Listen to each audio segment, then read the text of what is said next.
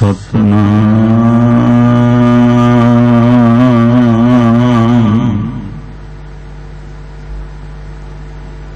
श्री वाहिगुरु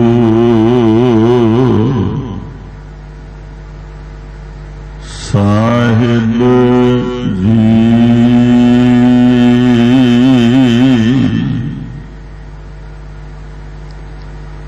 सलोक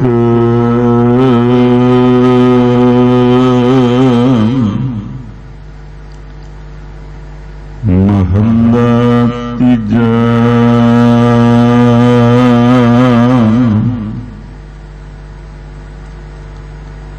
मन प्रतीत न आईया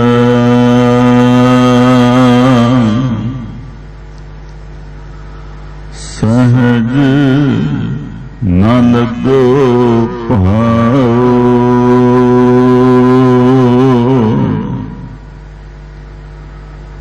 सबद साध न पायो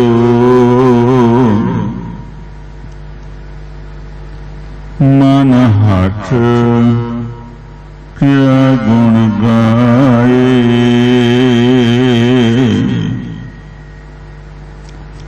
नानक आया सो परवान है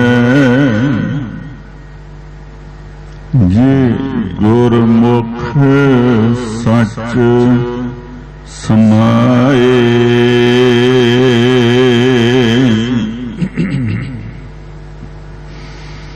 मन प्रतीत न आईया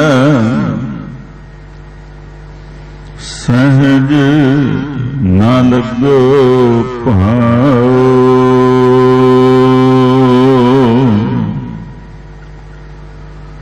सबद साध न पायो मन हठ क्या गुण गाए।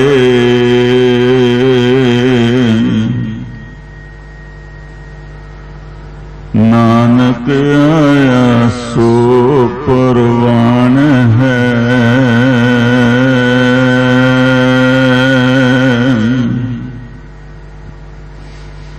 जे गुरमुख सच समाए।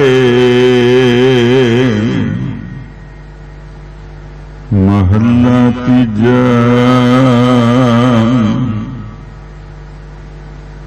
अपना आप न पछाणे मूढ़ा अवर आँख दुखाए।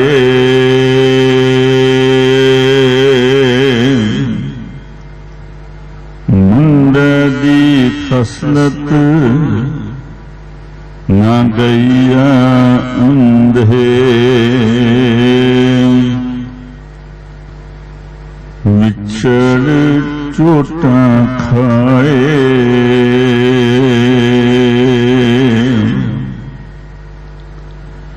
सतगुर के भै भन न घड़ियो।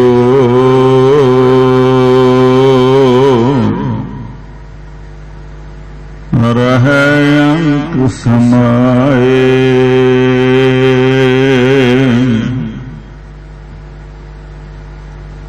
आन दिन सहसा कदे न चूके।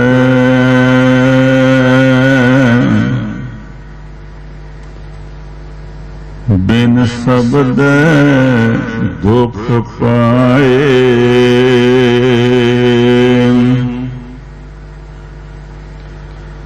काम क्रोध लोभ अंतर सबला।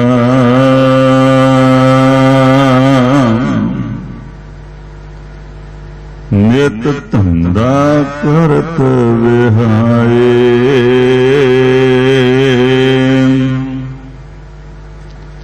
चरण कार देखत सुन थके।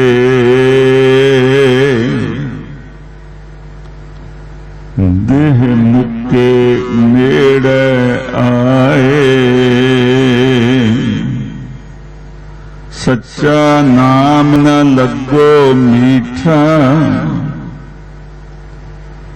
जित नाम नव मेद पाए।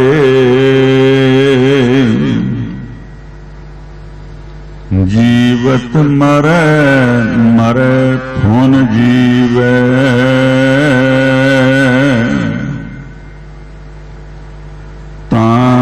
मोखंतर पाए।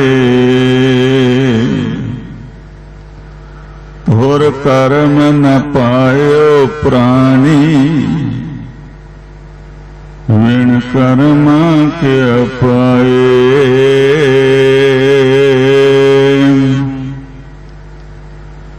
गुर का शब्द समाल तू मूड़े,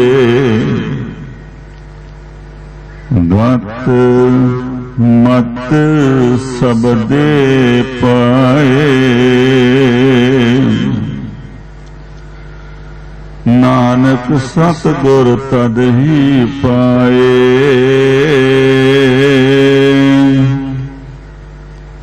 जा बिच होया आप गवाए।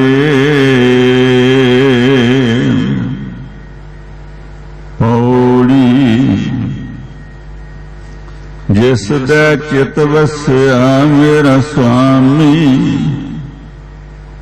तिसनु क्यों अंदेसा किसै गल्ले दार लोड़िए।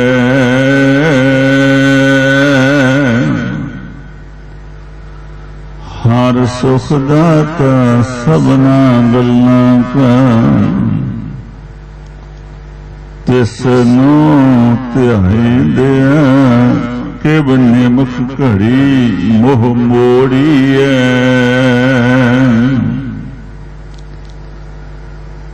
जिन हर ध्याया तिसनु सर्ब कल्याण होए।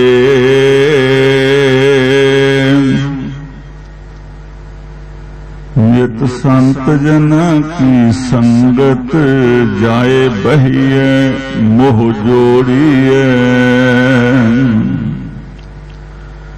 सब दुख भुख रोग गए हर सेवक के।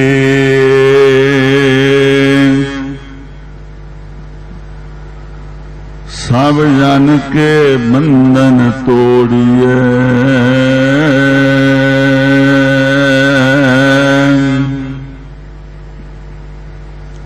हर कृपा ते हुआ हर भगत।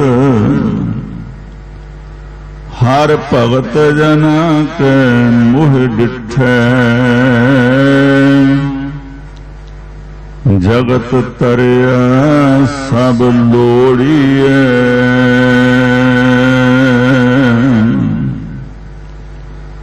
सब दुख भुख रोग गए हर सेवक के। सब जन के बंधन तोड़िए।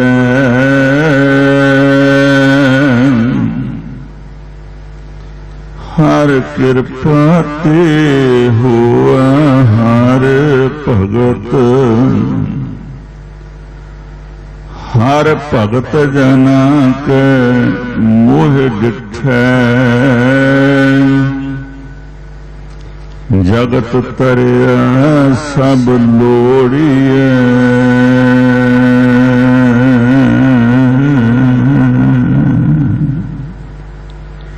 वाहिगुरु जी का खालसा, वाहिगुरु जी की फतेह। जपयो गुण अर्जन देव गुरु। फिर संकट जोन गर्भ न आयो।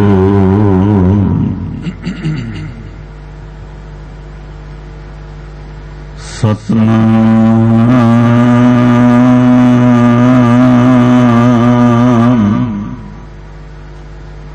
श्री वाहिगुरु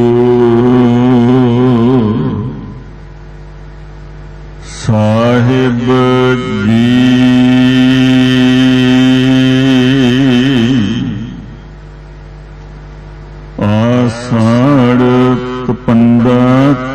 लगै।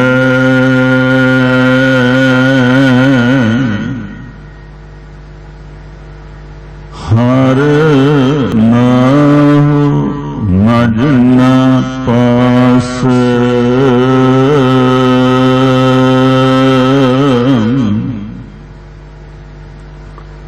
जग जीवन पुरख त्याग के।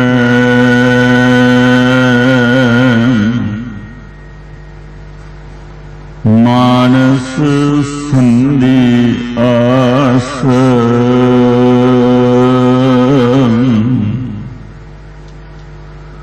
आषाढ़ पंदा तिस लगै। हर नाहु मज न पास।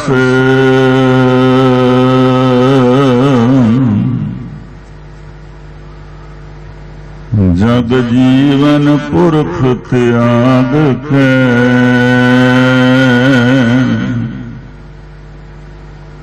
मानस संधि आस।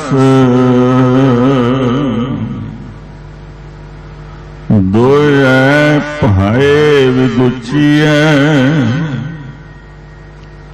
गल पई सुजम की फास।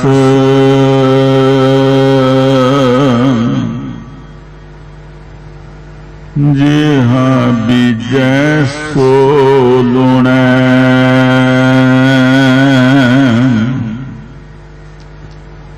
मत्थै जो लिखियास।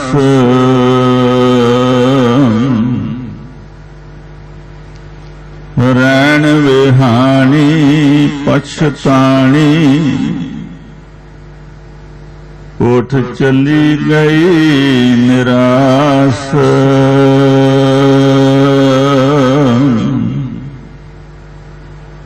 जिनको साधु भेटिए।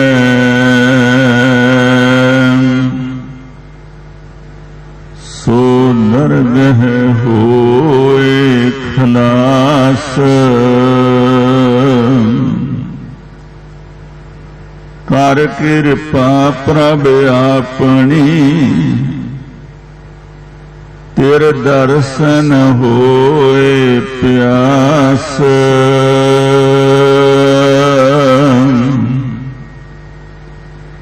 प्रभ तुद बिन दूजा को नहीं।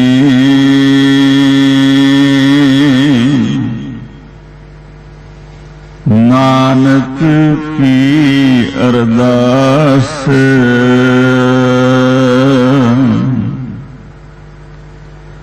आषाढ़ सुहंदा तिस लगै।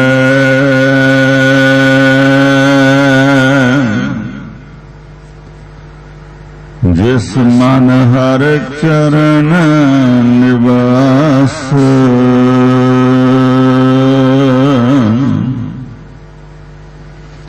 प्रभ तुद बिन दूजा को नहीं। नानक की अरदास।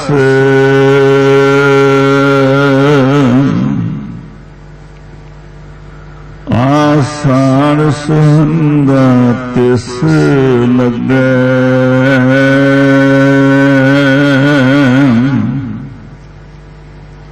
जिस मन हर चरण निवास।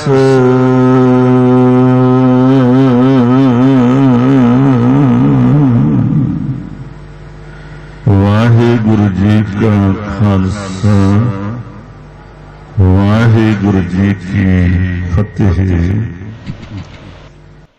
जे मन विच हरि दी होंद दी प्रतीत ना आई ते अडोलता विच प्यार ना लगा।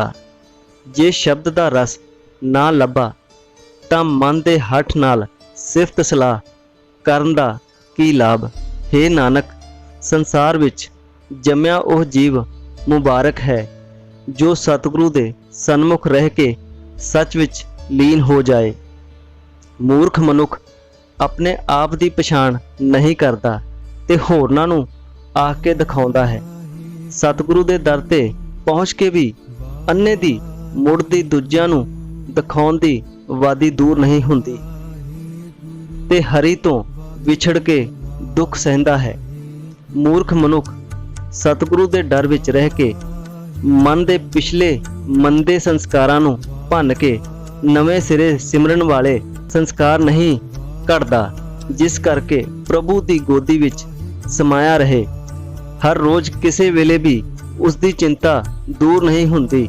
ਸ਼ਬਦ ਦਾ ਆਸਰਾ ਲੈਣ ਤੋਂ ਬਿਨਾਂ ਦੁੱਖ ਪਾਉਂਦਾ ਹੈ।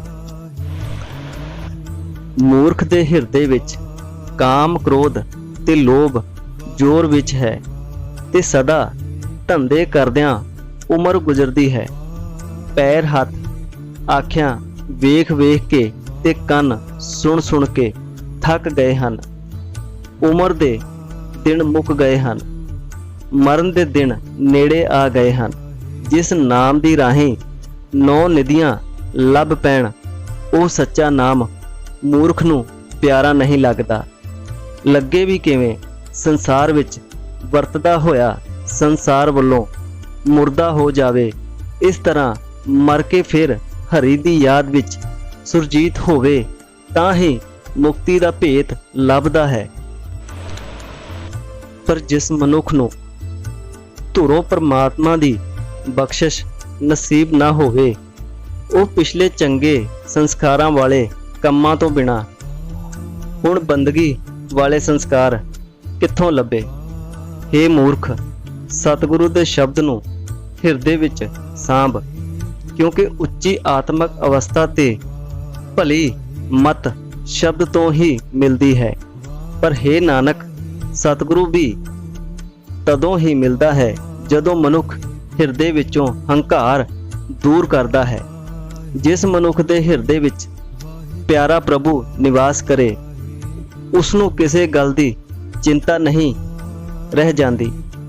ਪ੍ਰਭੂ ਹਰ ਕਿਸਮ ਦਾ ਸੁੱਖ ਦੇਣ ਵਾਲਾ ਹੈ। ਉਸ ਦਾ ਸਿਮਰਨ ਕਰਨ ਤੋਂ ਇੱਕ ਖਿਣ ਭਰ ਵੀ ਨਹੀਂ ਹਟਣਾ ਚਾਹੀਦਾ।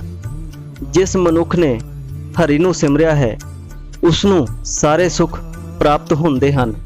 ਇਸ ਵਾਸਤੇ ਸਦਾ ਸਾਧ ਸੰਗਤ ਵਿੱਚ ਜਾ ਕੇ ਬੈਠਣਾ ਚਾਹੀਦਾ ਹੈ ਤੇ ਪ੍ਰਭੂ ਦੇ ਗੁਣ ਬਾਰੇ ਵਿਚਾਰ ਕਰਨੀ ਚਾਹੀਦੀ ਹੈ।